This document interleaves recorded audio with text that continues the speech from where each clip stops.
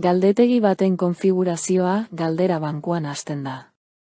Bertan sortuko ditugu galderak, eta kategoriatan antolatuko ditugu. Horretarako, laster menuan galdera bankua aukera hautatuko dugu. Goialdean, ezkerreko aldean menu zabalgarri bat dago, beste azpiatal batzuetara sartzeko, kategoriak antolatzeko, inportatzeko eta esportatzeko. Kasu honetan, 3 galdera baino ez ditugu sortuko, ohikoenak, 2 aukera anizkoitzekoak eta egia gezurra motako bat.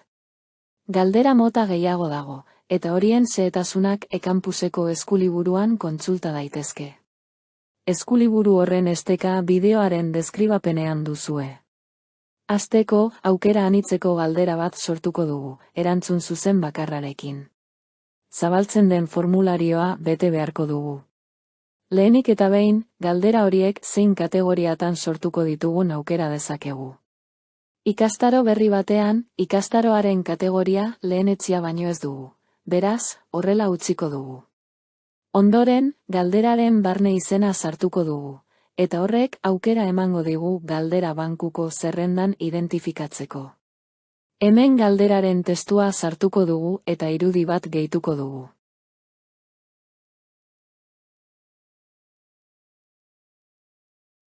Orain, feedback orokorreko testu bat eskatzen digu, baina ez da beharrezkoa hori betetzea. Gero, erantzun bakarra zuzena den edo erantzun bat baino gehiago eman daitekeen aukeratu beharko dugu. Kasu honetan, bakarra utziko dugu. Galderen ordena beti aldaezina izatea nahi badugu, aukera hau desmarkatu dezakegu. Hurrengo aukerak aukera ematen du galderak zerrendatzeko modua zehazteko. Online formulario baten kasuan, elementu hori alde batera utz daiteke, eta, beraz, numeraziorik ez aukera markatuko dugu. Erantzunekin jarraituko dugu. Erantzun zuzenean 100% jarriko dugu, eta gainerako aukeretan ez dugu puntuaziorik jarriko. Erantzunaren testuaz eta lotutako puntuazioaz gain, erantzun bakoitzak feedbackerako eremu bat du.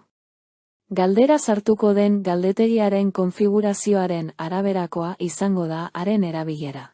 Hurrengo bideoan ikusiko dugun bezala. Ez da beharrezkoa eremu horiek azterketa batera bideratutako galderetan betetzea, baina interesgarriak izan daitezke ikaskuntza indartzeko planteatutako galdetegietan.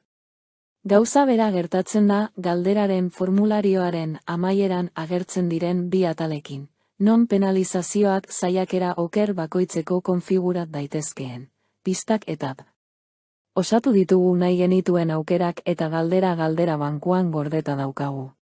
Orain, aukera anitzeko beste galdera bat sortuko dugu, 2 erantzun posible izango dituena. Galderaren izena eta testua jarriko dugu. Orain, erantzun anizkoitzak baimenduko ditugu. Gainerakoan, aurreko konfigurazioari eutsiko diogu. Enuntziatu hau jarriko dugu. Zein 2 hiri ziren Inperio Austrohungariarrarenak? Erantzun batzuk zuzenak izango dira, eta beste batzuk ez. 2 erantzun zuzenek 50 puntuazioa izango dute, eta okerrek penalizazioa izan beharko dute, bestela galdera guztiei erantzuteak ez bailuke arriskurik izango. Beraz, beharrezkoa da puntuazio negatiboa jartzea erantzun okerretan. Horrela, 2. galdera osatu dugu. Azken galdera bat sortuko dugu, egia gezurra motakoa. Galderaren izena eta testua jarriko dugu berriro. Ondoren, erantzuna gezurra edo egia den baino ez dugu esan behar. Feedbacka ere gehitu dezakegu 2 erantzun motetarako. Aldaketak gorde eta galdera bankura itzuliko gara. Behin 3 galderak osatu ditugula, galdera bankuaren aukerak berrikusiko ditugu. Lehenik eta behin, erakutsi galderaren testua galdera zerrendan, menua dugu. Enuntziatuaren testua erakusten duena, baita irudiak ere. Hau baliagarria izan daiteke galderari jarritako izena behar bezain bereizgarria ez bada.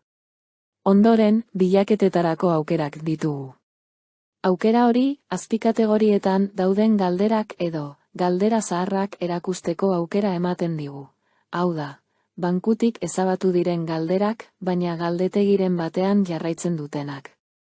Jarraian, galdera bakoitzaren informazioa berrikusiko dugu. Lehenik eta behin, ikono hau dugu, galdera mota adierazten duena. Gero, editatu menua dugu. Galderak editatzeko, aurreikusteko eta beste zenbait aukerekin. Egoera zutabean, galdera zirriborro gisa markatu daiteke, eta galdetegietarako eskuragarri egoteari utziko dio. Bertsioa zutabeak azken bertsioaren zenbakia adierazten du. Iruzkinak zutabeak iruzkinik dagoen adierazten du, eta iruzkinak sortzeko aukera ematen du, zenbakiaren gainean sakatuz. Hurrengo zutabeek erantzun zuzenen ehunekoa eta asmatutakoen eta galdetegi osoan asmatutakoen arteko korrespondentzia erakusten dute, eta datu horiek oinarri hartuta, galdera berrikusi behar den iradokitzen du zutabe honek. Azkenik, erabilera eta erabilitako azkena zutabeek galdera hori zenbat galdetegitan dagoen, eta azken aldiz noiz erantzun den jakinarazten dute. Honekin, bideo hau itxiko dugu. Eskerrik asko.